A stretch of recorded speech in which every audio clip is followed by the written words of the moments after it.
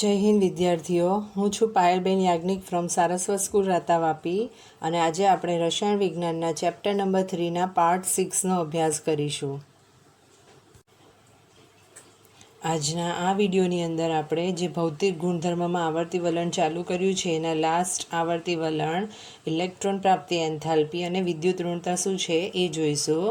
ત્યારબાદ topic number 3.7.2 કે જે છે રાસાયણિક ગુણધર્મમાં આવર્તી વલણ, એમાં સંયોજકતા અથવા ઓક્સિડેશન અવસ્થા શું છે અને દ્વિતીય આવર્તના તત્વોમાં અનિયમિત ગુણધર્મ શું છે એનો અભ્યાસ કરીશું. અને લાસ્ટ ટોપિક નંબર 3.7.3 કે જે છે આવર્તી વલણ અને પ્રતિક્રિયાત્મકતા એનો અભ્યાસ કરીશું. ચલો તો ચોથા આવર્તી વલણથી શરૂઆત કરીએ, જેનું નામ છે ઇલેક્ટ્રોન પ્રાપ્તિ એન્થાલ્પી.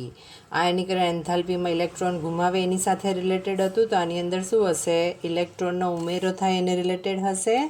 ચલો, મેં તમને આગળ સમજાવ્યું જ છે. એન્થાલ્પી એટલે કેપિટલ H લખાય, એનો ફેરફાર એટલે ડેલ્ટા લખીએ, અને જે ઇલેક્ટ્રોન પ્રાપ્તિ એન્થાલ્પી છે એનું ઇંગ્લિશ નામ છે ઇલેક્ટ્રોન ગેઇન એન્થાલ્પી. એના ઉપરથી જ્યારે પણ તમને કશે પણ ડેલ્ટા EGH લખેલું દેખાય એનો મતલબ હશે એ હશે ઇલેક્ટ્રોન પ્રાપ્તિ એન્થાલ્પી. ચલો, તેના નામની અંદર જ વ્યાખ્યા છુપાયેલી છે. તો જ્યારે વાયુરૂપ તટસ્થ પરમાણુ એકમાં એક ઇલેક્ટ્રોન દાખલ થઈને જ્યારે ઋણ આયન બને, હવે શબ્દ બરાબર ધ્યાનથી સાંભળજો, ત્યારે થતો જે એન્થાલ્પીનો ફેરફાર છે એને આપણે કહીશું ડેલ્ટા EGH, એટલે કે ઇલેક્ટ્રોન પ્રાપ્તિ એન્થાલ્પી. તો એ જ તમને સમીકરણ લખીને આપ્યું છે, x + E gives x minus, કારણ કે ઇલેક્ટ્રોન મેળવ્યો છે તો ત્યારે જે એન્થાલ્પીનો ફેરફાર હશે એને જ આપણે કહીશું ડેલ્ટા EGH. હવે આ ડેલ્ટા EGH જે છે એની વેલ્યુ ધન છે કે ઋણ છે એનો આધાર પરમાણુ દ્વારા ઇલેક્ટ્રોન મેળવવાની પ્રક્રિયા ઉષ્મા શોષક રહેશે કે ઉષ્માક્ષેપક, તે તત્વના સ્વભાવ પર આધાર રાખશે. કેમ આવો શબ્દ વાપર્યો? તો ઘણા તત્વો એવા છે કે જ્યારે એમાં ઇલેક્ટ્રોન ઉમેરાય ત્યારે ઉર્જા મુક્ત કરે, એટલે કે ઉષ્માક્ષેપક પ્રક્રિયા. તો આવી અવસ્થામાં શું થશે? ડેલ્ટા EGH ઋણ બને. ચલો, તો હવે વિચાર કરો એવા કયા તત્વો છે જેને ઇલેક્ટ્રોન મેળવવાની સૌથી વધારે જરૂર છે.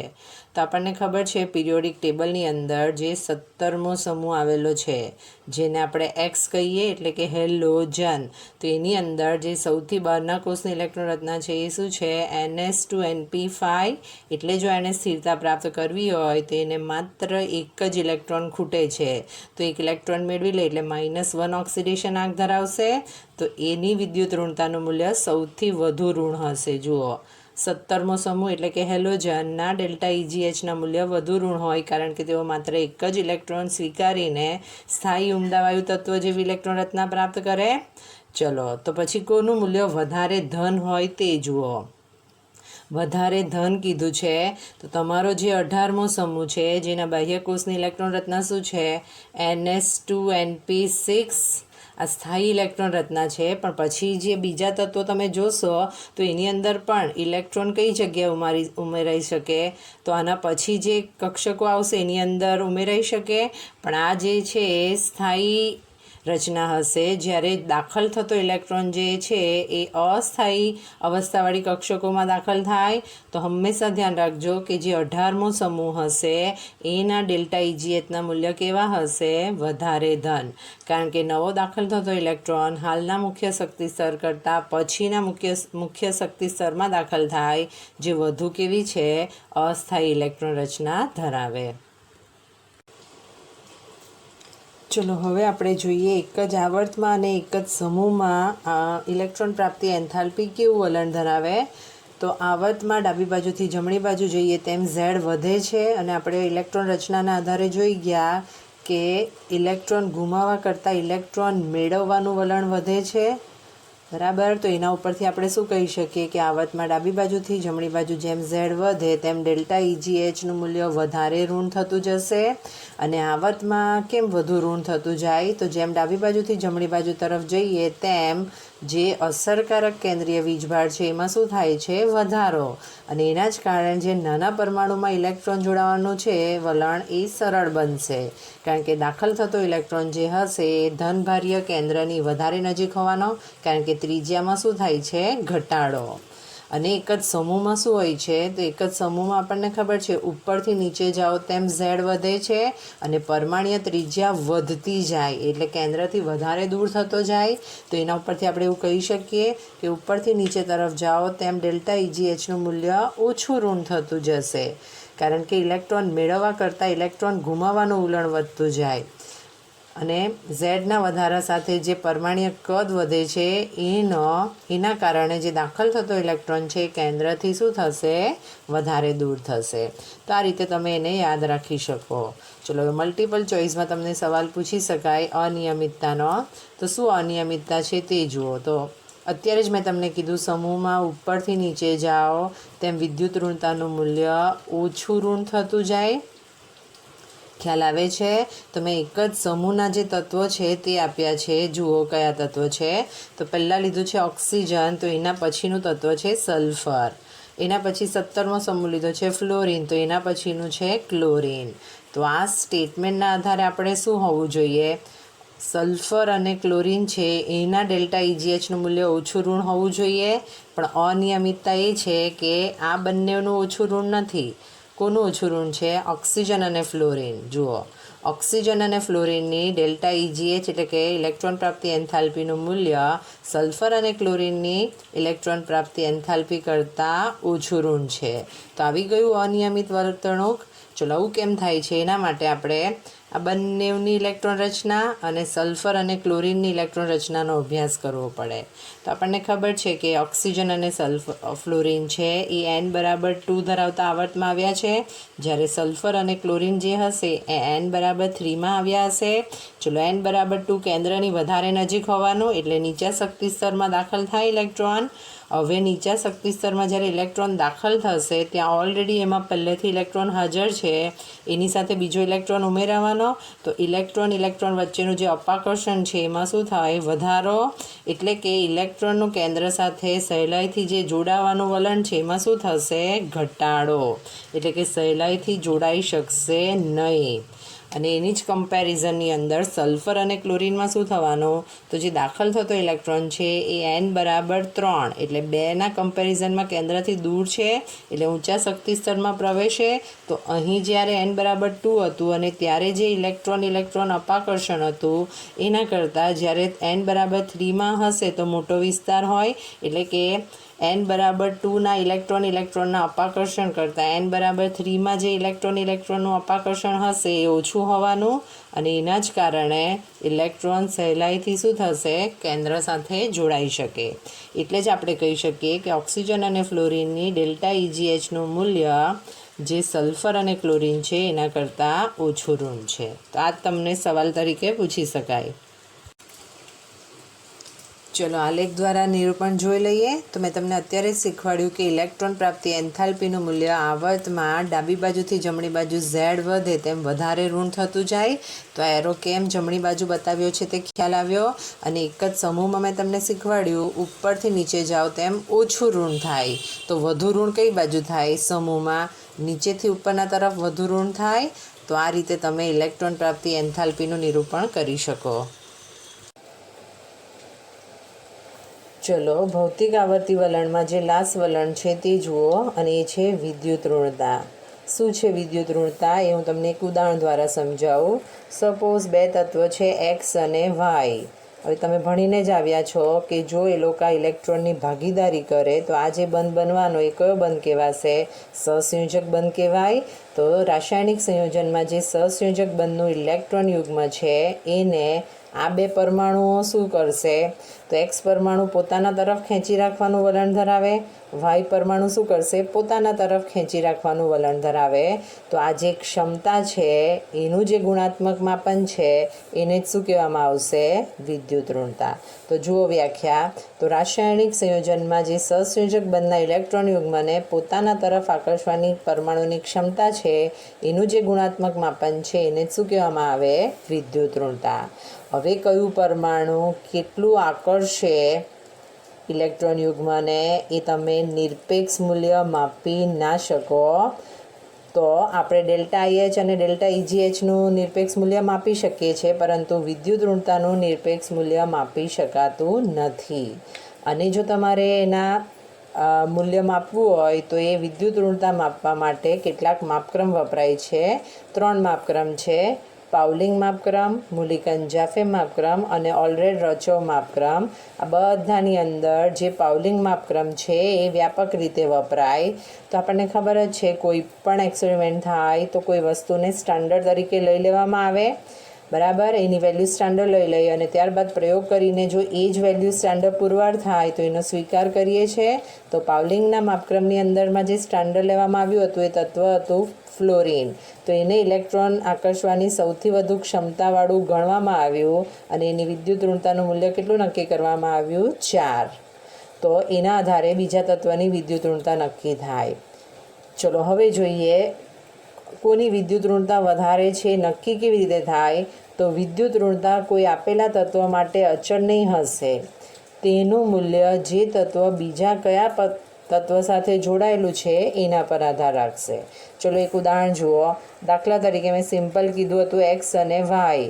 તો આ જે ઇલેક્ટ્રોન યુગ્મ છે એને પોતાના તરફ આકર્ષવાની જે ક્ષમતા છે એને વિદ્યુત ઋણતા કીધું. તો હું તમને એક ઉદાહરણ લઈને સમજાવું છું. દાખલા તરીકે આપણે ઉદાહરણ લઈ લઈએ Na અને Cl.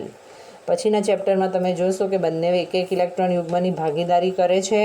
ચલો તો મેં તમને કીધું ઇલેક્ટ્રોન યુગ્મને પોતાના તરફ આકર્ષવાની ક્ષમતા. સહસંયોજક બંધ બનાવે છે સ્થિરતા માટે. તો ઓલરેડી એને જે છે આલ્કલી ધાતુ છે તો એક ઇલેક્ટ્રોન યુગ્મ આપી દે અને સ્થાયી ઇલેક્ટ્રોન રચના પ્રાપ્ત કરે. જ્યારે જે ક્લોરિન હશે એ સ્થિરતા પ્રાપ્ત કરવા એક ઇલેક્ટ્રોન યુગ્મ ઇલેક્ટ્રોન મેળવવાનું વલણ ધરાવે. તો NaClમાં જે ઇલેક્ટ્રોન યુગ્મ છે કોના તરફ વધારે આકર્ષાયેલું હશે? ક્લોરિન તરફ. એના ઉપરથી આપણે એવું કહી શકીએ ક્લોરિનની વિદ્યુત ઋણતા સોડિયમ કરતાં વધારે છે. ખ્યાલ આવ્યો મેં કેવી રીતે સમજાવ્યું? તો એના જ માટે આ સ્ટેટમેન્ટ લખીને આપ્યું છે કે તેનું મૂલ્ય તે તત્વ બીજા કયા તત્વ સાથે જોડાયેલું છે એના પર આધાર રાખશે. અને જે વિદ્યુત ઋણતાનું મૂલ્ય છે માપી નહીં શકાય. આમ છતાં જો તમારે બે પરમાણુ એકબીજા સાથે કેવા પ્રકારના બંધથી જોડાયેલા છે એ તમે જાણતા હોવ તો તેની આગાહી કરવામાં મદદરૂપ થાય. તો આ સેમની અંદર તમે એક ચેપ્ટર જોશો એની અંદર અલગ અલગ પ્રકારના બળનો અભ્યાસ કરશો તો ત્યાં વધારે ડિટેલમાં જોઈશું. ચલો હવે જોઈએ વિદ્યુત ઋણતા અને આવર્તી વલણ. એટલે કે એક જ આવર્ત અને એક જ સમૂહમાં વિદ્યુત ઋણતા કેવું વલણ ધરાવે. તો આપણે જોઈ જ ગયા છે કે આવર્ત કોષ્ટકમાં જેમ ડાબી બાજુથી જમણી બાજુ જઈએ તેમ ઝેડ વધે, ત્રિજ્યા નાની થતી જાય. તો એક ઉદાહરણ આપ્યું છે. દાખલા તરીકે લિથિયમથી ફ્લોરિન તરફ જાઓ તેમ વિદ્યુત ઋણતાનું મૂલ્ય વધતું જાય, કારણ કે એ ઇલેક્ટ્રોન મેળવવાની વૃત્તિ વધતી જાય છે, વધુ ઋણ થતું જાય. અને સમૂહમાં શું હતું? સમૂહમાં જેમ ઉપરથી નીચે જાઓ તેમ ઝેડ વધે તેમ કદ વધતું હતું. તો ત્યાં ગાડી એનાથી ઉલટું આવતું હતું. દાખલા તરીકે ફ્લોરિનથી એસિટાઇન તરફ જઈએ તો વિદ્યુત ઋણતાના મૂલ્યમાં શું થવાનો? ઘટાડો, કારણ કે ઇલેક્ટ્રોન મેળવવા કરતાં ઇલેક્ટ્રોન ગુમાવવાનું વલણ વધતું જશે. અને પરમાણ્વીય ત્રિજ્યા હોય છે એ આવર્તમાં ડાબી બાજુ તરફ જઈએ તેમ ઘટે છે, પણ સમૂહમાં ઉપરથી નીચે તરફ જઈએ તેમ શું થાય છે? વધે છે. તો આ જ કન્સેપ્ટનો ધ્યાન રાખીને હવે પછી બહુ જ ઇમ્પોર્ટન્ટ સ્ટેટમેન્ટ છે એ ધ્યાન રાખજો. એ તમને મલ્ટિપલ ચોઇસમાં પૂછી શકાય કે એક જ આવર્તમાં જેમ પરમાણ્વીય ત્રિજ્યા ઘટે તેમ બાહ્ય કક્ષાના ઇલેક્ટ્રોન એટલે કે સંયોજકતા ઇલેક્ટ્રોન અને કેન્દ્ર વચ્ચેનું આકર્ષણ વધતું હોવાથી વિદ્યુત ઋણતામાં શું થાય છે? વધારો. તો આપણે જે સ્ટેટમેન્ટ જોઈ ગયા એ જ છે, પણ એને અલગ રીતે લખીને આપ્યું છે. પરમાણ્વીય ત્રિજ્યા ઘટે એટલે કેન્દ્રથી વધારે નજીક હોવાના, તો કેન્દ્ર વચ્ચેનું આકર્ષણ વધવાનું, તો વિદ્યુત ઋણતામાં શું થવાનો? વધારો. અને એનાથી ઊંધું, એક જ સમૂહમાં જેમ ઉપરથી નીચે તરફ જશું તેમ પરમાણ્વીય ત્રિજ્યા વધે એટલે ઇલેક્ટ્રોન વધારે દૂર કક્ષકમાં દાખલ થાય. એનો મતલબ એમ કે વિદ્યુત ઋણતામાં શું થવાનો? ઘટાડો. અને આ વલણ જે હશે આયનિક એન્થાલ્પીને મળતું આવે. અને આ એક ગુણધર્મ આપ્યો છે તો તે તમારી ટેક્સ્ટબુકમાં એડ કરી દેજો કે જે વિદ્યુત ઋણતા છે અને જે ધાત્વીય ગુણધર્મ છે એકબીજાના વ્યસ્ત સંબંધમાં છે. આના ઉપરથી શું કહી શકીએ આપણે કે જેમ વિદ્યુત ઋણતાનું મૂલ્ય મોટું તેમ ધાત્વીય ગુણધર્મ ઓછો. અને આવું જ તમને જોવા મળે છે કે જ્યારે આવર્તમાં ડાબી બાજુથી જમણી બાજુ જઈએ તેમ અત્યારે જોઈ ગયા વિદ્યુત ઋણતાનું મૂલ્ય વધે છે. વિદ્યુત ઋણતાનું મૂલ્ય વધે તો ધાત્વીય ગુણધર્મ ગુણધર્મ ઘટે તો મેં તમને આગળ શીખવાડ્યું જ છે કે આવતમાં ડાબી બાજુથી જમણી બાજુ અધાત્વીય ગુણધર્મ વધે છે. એટલે કે ધાત્વીય ગુણધર્મ ઘટતો હતો અને સમૂહમાં શું થતું હતું, ઉપરથી નીચે તરફ જાઓ તેમ વિદ્યુત ઋણતા ઘટે એવું શીખવાડ્યું. વિદ્યુત ઋણતામાં ઘટાડો થયો તો ધાત્વીય ગુણધર્મમાં શું થવાનો, વધારો થવાનો. તો એ જ આપણે જોઈ ગયા કે ઉપરથી નીચે જાઓ તેમ ઝેડ વધે તેમ ધાત્વીય ગુણધર્મ વધે છે. તો વિદ્યુત ઋણતાના સંદર્ભમાં તમે એને આ રીતે યાદ રાખી શકો. ચલો આલેખ દ્વારા નિરૂપણ જુઓ. તો અત્યારે જ આપણે જોઈ ગયા કે એક જ આવર્તની અંદર ડાબી બાજુથી જમણી બાજુ જે છે વિદ્યુત ઋણતાનું મૂલ્ય વધતું જાય. તો આ એરો કેમ આ રીતે દર્શાવ્યો છે તે ખ્યાલ આવ્યો. અને એક જ સમૂહમાં ઉપરથી નીચે ઘટે એનો મતલબ એમ કે વિદ્યુત ઋણતાનું મૂલ્ય નીચેથી ઉપર શું થશે, વધશે. અને જે વિદ્યુત ઋણતા છે અને ધાત્વીય ગુણધર્મ છે એકબીજાના વ્યસ્ત પ્રમાણમાં છે અને એના જ કારણે અધાત્વીય ગુણધર્મ ડાબી બાજુથી જમણી બાજુ વધતો હતો અને ધાત્વીય ગુણધર્મ જમણી બાજુથી ડાબી બાજુ વધતો હતો. ખ્યાલ આવી ગયો? તો આ રીતે મેં તમને જે બધી ટૂંક નોંધ કરાવડાવી એનું પિરિયોડિક ટેબલની અંદર જે વધતું વલણ છે એનો આ ગ્રાફ હતો. ચલો હવે આપણે જોઈએ કોયડા નંબર 3.7. એમાં કીધું છે કે ફોસ્ફરસ, સલ્ફર, ક્લોરિન અને ફ્લોરિનમાં કોની ઇલેક્ટ્રોન પ્રાપ્તિ એન્થાલ્પીનું મૂલ્ય સૌથી વધુ ઋણ અને કોનું સૌથી ઓછું ઋણ હોય. ચલો તો એનો ઉકેલ જુઓ. તો જે ફોસ્ફરસ, સલ્ફર અને ક્લોરિન છે એ સમૂહ 15, 16 અને 17 કે જે ત્રીજા આવર્ત છે એમાં એક જ આવર્તમાં આવેલા તત્વો છે. જ્યારે જે 17મો સમૂહ છે એની અંદર પહેલાં આવે છે ફ્લોરિન અને પછી આવે છે ક્લોરિન. તો આપણે અત્યારે જ જોઈ ગયા કે આવર્તમાં ડાબી બાજુથી જમણી બાજુ જઈએ તેમ ડેલ્ટા EGHનું મૂલ્ય વધારે ઋણ થતું જાય અને સમૂહમાં ઉપરથી નીચે જઈએ તેમ ઓછું ઋણ થતું જાય. અને એમાં આપણે અનિયમિત વલણ પણ જોઈ ગયા હતા. ચલો પહેલાં કમ્પેરિઝન જોઈએ. ફોસ્ફરસ, સલ્ફર અને ક્લોરિન તો બધા એક જ આવર્તના તત્વ છે અને ફ્લોરિન અને ક્લોરિન જે છે એક જ સમૂહના તત્વ છે. ચલો આ બધા જે છે એની અંદર ફ્લોરિન જે છે એ માત્ર એવું હશે જે n બરાબર 2માં હશે, જ્યારે ફોસ્ફરસ, સલ્ફર, ક્લોરિન જે છે એ n બરાબર 3માં છેલ્લો ઇલેક્ટ્રોન દાખલ થાય છે. તો એ જ તમને ઇલેક્ટ્રોન રચના લખીને આપી છે. તો આપણે એના ઉપરથી એવું કહી શકીએ કે ક્લોરિનની જે 3p કક્ષક છે એમાં જ્યારે ઇલેક્ટ્રોન ઉમેરાય એના કરતાં જે ફ્લોરિનની 2p કક્ષક છે એમાં ઇલેક્ટ્રોન ઉમેરાય ત્યારે ઇલેક્ટ્રોન વચ્ચેનું અપાકર્ષણ જે હોવાનું એ કેવું હોવાનું, સૌથી વધુ હોવાનું. અને ફોસ્ફરસ તો ઓલરેડી આવર્તની અંદર ડાબી બાજુ સૌથી છેલ્લે આવેલું તત્વ છે આ ઉદાહરણમાં. તો આના આધારે આપણે એવું કહી શકીએ કે જે ક્લોરિન હશે એની ડેલ્ટા EGHનું મૂલ્ય કેવું હોવાનું, સૌથી વધુ ઋણ. અને જે ફોસ્ફરસ હોવાનું એના ડેલ્ટા EGHનું મૂલ્ય કેવું હોવાનું, સૌથી ઓછું ઋણ હોવાનું. ચલો હવે આપણે જોઈશું રાસાયણિક ગુણધર્મમાં આવર્તી વલણ શું છે. એમાં સૌથી પહેલાં આપણે જોઈશું સંયોજકતા અથવા ઓક્સિડેશન અવસ્થાની આવર્તિતા. એટલે સંયોજકતા અથવા તો ઓક્સિડેશન અવસ્થા બંને સેમ સમજશું. સંયોજકતા તત્વની જે ઇલેક્ટ્રોન રચના હોય છે એના આધારે ઇઝીલી સમજાવી શકાય. ચલો તો જે પ્રતિનિધિ તત્વ છે એટલે કયા S અને P વિભાગના જે તત્વો છે એની સંયોજકતા સામાન્ય રીતે બાહ્ય કક્ષામાં રહેલા જે ઇલેક્ટ્રોનની સંખ્યા છે એના જેટલી હોય અથવા શબ્દ ધ્યાન રાખજો, ઇલેક્ટ્રોનની સંખ્યાને 8માંથી બાદ કરતાં જે મળતી સંખ્યા છે એના જેટલી હોય. અને આપણે જે સંયોજકતા હશે એના જ માટે હાલમાં શબ્દ વાપરશું ઓક્સિડેશન અવસ્થા. ચલો તો ઇલેક્ટ્રોન રચનાના આધારે નિરૂપણ જોઈએ આપણે. ચલો ઇલેક્ટ્રોન રચના મેં તમને શીખવાડી છે. તો આપણે જોઈ ગયા છે કે જે 18મો સમૂહ છે એની ઇલેક્ટ્રોન રચના બાહ્યકોષની ઇલેક્ટ્રોન રચના NH2NP6 છે. એટલે કે એની અંદર 8 ઇલેક્ટ્રોન આવેલા છે. તો અત્યારે જ જોઈ ગયા બાહ્યતમ કક્ષામાં રહેલા ઇલેક્ટ્રોનની સંખ્યા જેટલી અથવા 8માંથી બાદ કરતા રહે તો 8 - 8 એટલે 0 થઈ ગયું. એટલે સાબિત થઈ ગયું કે જે નિષ્ક્રિય વાયુ છે કોઈને ઇલેક્ટ્રોન આપતા પણ નથી અને કોઈ પાસેથી લેતા પણ નથી. ચલો હવે જોઈએ 17મો સમૂહ. તો એની અંદર છે બાહ્યકોષની ઇલેક્ટ્રોન રચના NH2NP5. એટલે ટોટલ 7 ઇલેક્ટ્રોન આવ્યા. એટલે શું લખાય 7 - 8 એટલે -1 થઈ ગયું. તો આપણે જે હેલોજન હોય છે એની અંદર જે પણ તત્વો આવેલા છે એનો ઓક્સિડેશન આ કેટલો લઈએ છે -1 અથવા બાહ્યકોષમાં રહેલા ઇલેક્ટ્રોનની સંખ્યા જેટલી એટલે +7 હોય છે. તો આ રીતે તમે કોઈ પણ તત્વ લેશો પ્રતિનિધિ તત્વ તો એની બાહ્યકોષની ઇલેક્ટ્રોન રચનાના આધારે એની ઓક્સિડેશન અવસ્થા અથવા સંયોજકતા નક્કી થાય. ચલો તો એક ઉદાહરણ દ્વારા આપણે ઓક્સિડેશન અવસ્થા અથવા સંયોજકતા સમજવાનો પ્રયત્ન કરીએ. તો આપણે લઈએ OF2 અને Na2O. ઓક્સિજન, ફ્લોરિન અને સોડિયમ આવ્યો. સોડિયમ ધાત્વીય ગુણધર્મ ધરાવે અને ઓક્સિજન ફ્લોરિનમાં શું છે વિદ્યુત ઋણતા તે જોઈ ગયા. તો એના આધારે આપણે એવું કહી શકીએ કે વિદ્યુત ઋણતાનો ક્રમ fluorine greater than oxygen greater than sodium છે. તો ઓક્સિજન અને ફ્લોરિન કોના ઉપર કયો વીજભાર આવે કેવી રીતે તે જુઓ.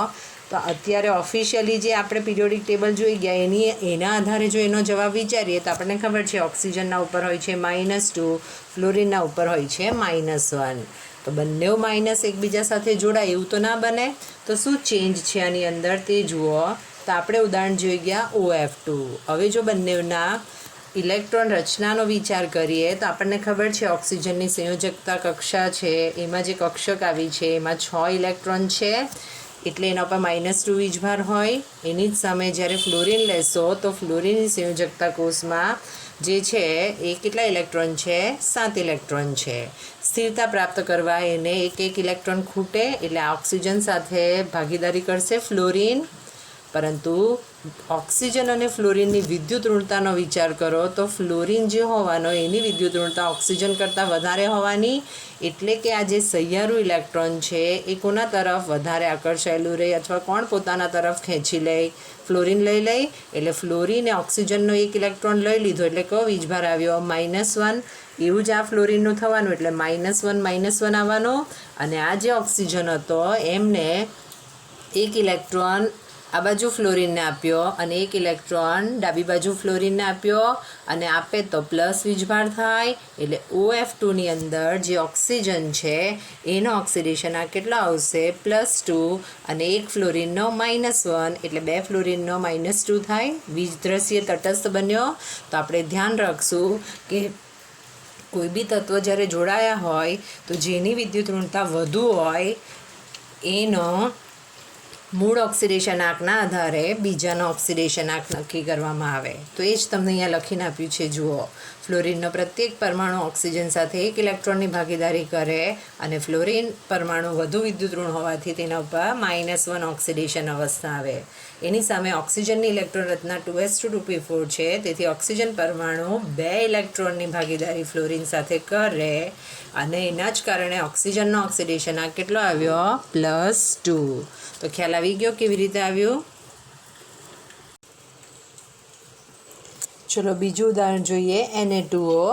આ તો બહુ ઇઝી છે. તમને ખ્યાલ જ છે કે જે સોડિયમ છે આલ્કલી ધાતુ તત્વ છે તો એના 2 પરમાણુઓ છે અને એની સાથે છે ઓક્સિજન. તો આમાં ઓક્સિજનની વિદ્યુત ઋણતા સોડિયમ કરતાં વધારે હોવાથી આ ઓક્સિજન પરમાણુ એક સોડિયમ પાસેથી એક ઇલેક્ટ્રોન એટલે કે 2 ઓક્સિજન પાસેથી 2 ઇલેક્ટ્રોન લેશે એટલે એના પર કયો વીજભાર આવે અથવા ઓક્સિડેશન આંક આવે -2. અને આ એક સોડિયમ હશે એ એક ઇલેક્ટ્રોન યુગમાં આપે છે એટલે એના ઉપર +1 ઓક્સિડેશન આંક આવે એટલે ટોટલ 2 સોડિયમના +2 થશે. તો આ રીતે ઓક્સિડેશન અવસ્થા આપણે સમજાવી શકીએ. જુઓ ઓક્સિજન પરમાણુ વધુ વિદ્યુત ઋણ હોવાથી સોડિયમના 2 પરમાણુ પાસેથી એક ઇલેક્ટ્રોન એમ 2 ઇલેક્ટ્રોન સ્વીકારે છે. તેથી ઓક્સિજનનો ઓક્સિડેશન આંક કેટલો આવ્યો -2 આવ્યો. એની જ સામે જે સોડિયમ છે એની બાહ્ય કક્ષાની ઇલેક્ટ્રોન રચના 3s1 છે. એટલે સોડિયમ તેમાંથી એક ઇલેક્ટ્રોન ગુમાવે અને એના જ કારણે જે હશે સોડિયમ એનો ઓક્સિડેશન આંક કયો આવ્યો +1 આવ્યો. તો આ વસ્તુ જોઈ ગયા એના આધારે આપણે સિમ્પલ ભાષામાં એવું કહી શકીએ કે ચોક્કસ સંયોજનમાં રહેલા તત્વની ઓક્સિડેશન અવસ્થા અણુમાં રહેલા અન્ય પરમાણુની વિદ્યુત ઋણતાને અનુરૂપ પરમાણુએ પ્રાપ્ત કરેલો વીજભાર છે. તો આ જ 2 ઉદાહરણમાં આપણે વસ્તુ જોઈ ગયા. ચલો નેક્સ્ટ થિયરી જુઓ. દ્વિતીય આવર્તના તત્વોમાં અનિયમિત એટલે કે વિસંગત ગુણધર્મો. દ્વિતીય આવર્ત એટલે લિથિયમથી ફ્લોરિન અને લાસ્ટમાં તમારો આવશે નિયોન. તો એની અંદર જે દરેક આવર્ત છે એમાં જે દ્વિતીય આવર્ત છે એનું જે પહેલું તત્વ છે એટલે સમૂહ 1નું પહેલું તત્વ લિથિયમ, સમૂહ 2માં બેરિલિયમ, સમૂહ 13થી 17 એટલે કે બોરોનથી ફ્લોરિન છે, એ પહેલું જે તત્વ છે એ પોતાના સમૂહના સભ્યોથી અનેક બાબતમાં શું પડે છે, જુદું પડે. તો કેવી રીતે જુદું પડે તે જુઓ. તો આ લિથિયમ અને બેરિલિયમ માટે તો આપણે સ્ટાર્ટિંગમાં જ જોઈ ગયા છે કે લિથિયમ અને બેરિલિયમ છે એ આલ્કલી ધાતુ અને આલ્કલાઇન અર્ધધાતુ, તો એના કરતાં સહસંયોજક સંયોજનો બનાવે છે લિથિયમ અને બેરિલિયમ. જ્યારે આ જ સમૂહના અન્ય તત્વો જે છે એ મોટાભાગે કેવા સંયોજનો બનાવે છે, આયનીય સંયોજનો બનાવે. ચલો દ્વિતીય આવર્તની અંદર હવે નવો શબ્દ આપણે જોઈશું અનિયમિતતામાં, વિકર્ણ સંબંધ. શું છે વિકર્ણ સંબંધ તે જુઓ. તો જે લિથિયમ અને બેરિલિયમ કે જે બીજા આવર્તનું પહેલું તત્વ છે એ આવર્ત 3ના કેટલાક તત્વ સાથે સામ્યતા ધરાવે. કેવી રીતે તે જુઓ. તો જે લિથિયમ છે એ મેગ્નેશિયમ સાથે ગુણધર્મમાં સામ્યતા ધરાવે અને બેરિલિયમ જે છે એ એલ્યુમિનિયમ સાથે કેટલાક ગુણધર્મમાં સામ્યતા જોવા મળે. તો આવી જે આ સામ્યતા છે એને જ આપણે કહીશું વિકર્ણ સંબંધ. તો એનું રીઝન એ છે કે તેમનું કદ નાનું છે, ઊંચો વીજભાર છે અથવા ત્રિજ્યા ગુણોત્તર અને વિદ્યુત ઋણતા. બાકીના કમ્પેરિઝનમાં એમાં અલગ વર્તણૂક છે. અને કેમ અલગ વર્તણૂક છે, તો આપણને ખબર જ છે કે જેમ પ્રથમ સભ્ય હશે એમાં S, P, D નીચે જાઓ તેમ F કક્ષકોમાં ઇલેક્ટ્રોન પ્રાપ્ય થતા જશે, એટલે કક્ષકોની સંખ્યા પણ વધતી જશે. તો એના કારણે સંયોજકતા બી વધતી જશે. કેવી રીતે તે જુઓ. તો જે સમૂહના પ્રથમ સભ્ય છે એના માટે 4 જ સંયોજકતા કક્ષકો અવેલેબલ છે. હવે બીજા આવર્તનું તત્વ છે તો 2sની 1 અને 2pની 3 એટલે ટોટલ થઈ ગઈ 4. હવે એની જ સામે જ્યારે તમે સમૂહમાં નીચે જશો તો ટોટલ 9 સંયોજકતા કક્ષકો અવેલેબલ હશે. કેમ? કારણ કે ડી કક્ષકનો ઉમેરો થશે એટલે 3s, 3p અને 3d. તો આ રીતે જે પહેલું તત્વ છે એ બીજા તત્વ કરતાં અનિયમિત વર્તણૂક ધરાવે. એના ઉપરથી આપણે એવું કહી શકીએ કે સમૂહનું જે પ્રથમ સભ્ય છે મહત્તમ 4 સહસંયોજકતા ધરાવશે. તો તમને અહીંયા એક ઉદાહરણ દ્વારા સમજાવ્યું છે. કેવી રીતે તે જુઓ. તો ઉદાહરણ આપ્યું છે બોરોન. ચલો આપણને ખબર જ છે બોરોનનો પરમાણુ ક્રમાંક 5 એટલે એની ઇલેક્ટ્રોન રચના શું થાય, 1s2 2s2 2p1 થાય. એટલે સંયોજકતા કક્ષક કઈ કહેવાય, 2s2 2p1 એટલે મેક્સિમમ +3 ઓક્સિડેશન આંકવાળા સંયોજનો બનાવી શકે. ચલો તો એ જ વસ્તુ અહીંયા સમજાવી છે જુઓ. તો જ્યારે બોરોન ફ્લોરિન સાથે જોડાશે તો તે જે સંયોજન બનશે એ હશે BF4-1. કેમ આવું લખ્યું? તો બોરોન +4, એક ફ્લોરિનનો -1 લેવાનું ને આ કુલ વીજભાર કહેવાય -1. અને આ લખશો તો બોરોનનો કેટલો આવે, +3, કારણ કે બોરોન જે સમૂહમાં છે ત્યાં +3 ઓક્સિડેશન આંક છે.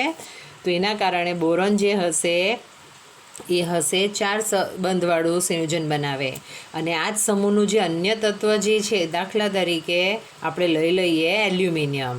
તો જે એલ્યુમિનિયમ હશે એનો પણ +3 ઓક્સિડેશન આંક હોય છે, પણ તે એ જે સંયોજન બનાવશે એ હશે Al(F6-3).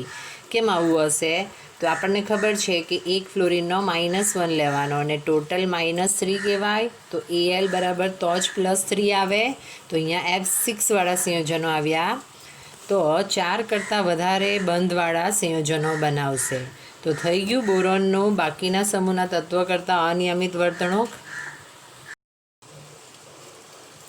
ચલો બીજું જે અનિયમિત વર્તણૂક છે એ છે પ્રથમ સભ્ય પોતાના જ પરમાણુ સાથે દ્વિબંધ અને ત્રિબંધથી જોડાય.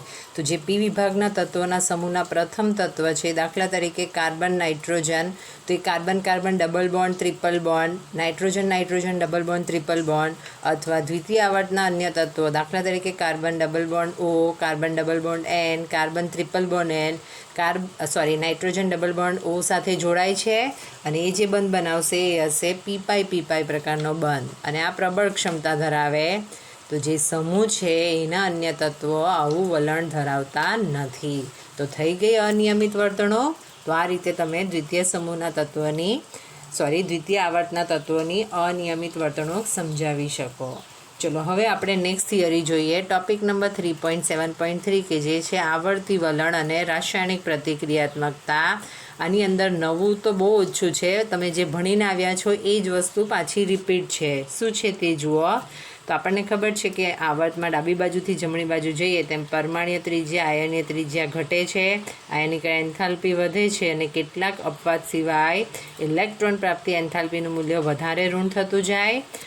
એટલે કે આપણે એવું કહી શકીએ, દાખલા તરીકે આવર્તમાં ડાબી બાજુ રહેલા જે તત્વો છે એની આયનિકરણ એન્થાલ્પી સૌથી ઓછી, એની સામે જે જમણી બાજુ રહેલા છે એ તત્વોની ઇલેક્ટ્રોન પ્રાપ્તિ એન્થાલ્પી સૌથી વધુ ઋણ હોવાની. જે ઉમદાવાયુ તત્વ છે એની જે કક્ષા છે ઇલેક્ટ્રોનથી સંપૂર્ણ ભરાયેલી હોય, એટલે કે એના જે ઇલેક્ટ્રોન પ્રાપ્તિ એન્થાલ્પીના મૂલ્ય છે એ વધારે ધન હોય. આ બધું તમને સમજાવ્યું જ છે. એટલે કે હવે બહુ અગત્યનું સ્ટેટમેન્ટ છે, હાઇલાઇટ કરજો ખાસ. શું છે સ્ટેટમેન્ટ?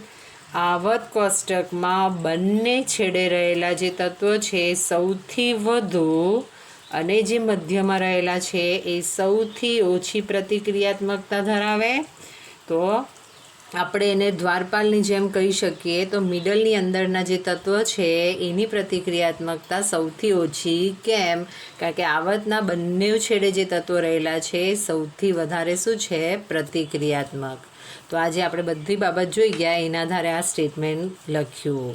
અને આ જે ગુણધર્મ છે એનો સંબંધ તત્વોની રિડક્શન અને ઓક્સિડેશન વર્તણૂક તથા તત્વના ધાત્વીય અને અધાત્વીય ગુણધર્મ સાથે પણ સીધો સંબંધ દર્શાવશે.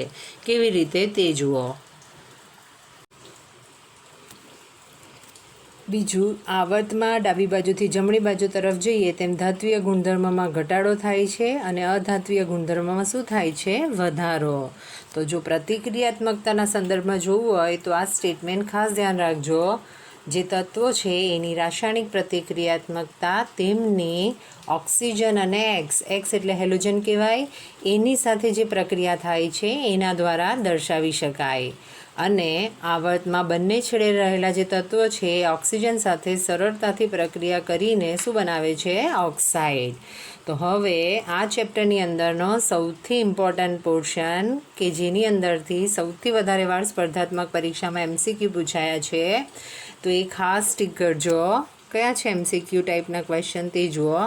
તો આપણે યાદ રાખશું કે આપણને ખબર જ છે સૌથી ડાબી બાજુના જે તત્વો છે એના જે સામાન્ય ઓક્સાઇડ છે એ ધાતુના ઓક્સાઇડ છે. તો જે ધાતુના ઓક્સાઇડ હશે એ બેઝિક ગુણધર્મ ધરાવશે.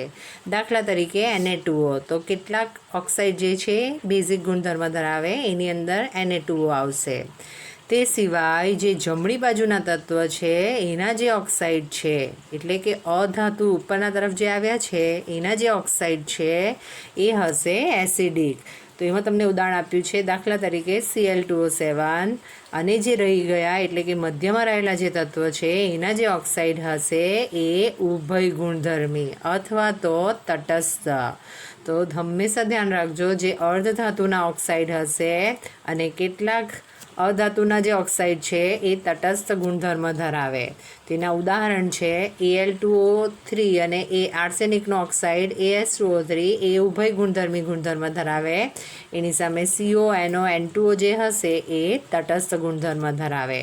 તો કોને કહીશું તટસ્થ અને કોને કહીશું ઉભય ગુણધર્મી? તો ઉભય ગુણધર્મી ઓક્સાઇડ એટલે એવા ઓક્સાઇડ જે બેઝ સાથે એસિડ તરીકે વર્તે અને એસિડ સાથે બેઝ તરીકે વર્તે, એટલે કે એસિડ અને બેઝ બંને સાથે પ્રક્રિયા કરી શકે. એની સામે જે તટસ્થ ઓક્સાઇડ હશે એ એસિડ કે બેઝ હોતા નથી. ખ્યાલ આવી ગયો શું છે 3 ઓક્સાઇડ? તો આ તમે ધ્યાન રાખી શકો. બીજો જે ગુણધર્મ છે તે જુઓ. તો આવર્તમાં ડાબી બાજુથી જમણી બાજુ જઈએ તેમ પ્રતિનિધિ તત્વોની સરખામણીમાં જે સંક્રાંતિ તત્વો છે એટલે કે 3D શ્રેણીના જે તત્વો છે એની પરમાણ્વીય ત્રિજ્યામાં થતો ફેરફાર બહુ જ ઓછો જોવા મળે. એ આપણે ડી વિભાગ જોઈશું ત્યારે આપણે વધારે ડિટેલમાં જોઈશું. અને એની જ સામે જે આંતરસંક્રાંતિ તત્વો એટલે કે 4F શ્રેણીના જે તત્વો છે એમાં સંક્રાંતિ તત્વોથી પણ ઓછું પરમાણ્વીય ત્રિજ્યાનો ફેરફાર જોવા મળે. તો આ હતો એક બીજો ગુણધર્મ. ચલો હવે જે સંક્રાંતિ તત્વ હોય છે એની આયનીકરણ એન્થાલ્પીનું મૂલ્ય S અને P વિભાગના તત્વોની વચ્ચેનું હોય છે, કારણ કે એ સેતુ તરીકે કાર્ય કરે છે S અને P વિભાગના તત્વોની વચ્ચે. અને તેથી તેઓ સમૂહ 1 અને સમૂહ 2ની ધાતુઓ કરતાં કેવા હોવાના? ઓછા વિદ્યુત ધન હોવાના. અને લાસ્ટ, જે મુખ્ય સમૂહ હોય છે એના તત્વોના જે પરમાણ્વીય ક્રમાંક વધે છે એની રીત સાથે પરમાણ્વીય ત્રિજ્યા, આયનીકરણ ત્રિજ્યા વધતી જાય અને એના જ લીધે જે ઇલેક્ટ્રોન પ્રાપ્તિ એન્થાલ્પી છે એ ધીરે ધીરે ઘટતી જાય છે. એમાં અપવાદરૂપ હશે ત્રીજા આવર્તના તત્વો. તો આ હતું આવર્તી વલણ અને રાસાયણિક પ્રતિક્રિયાત્મકતા.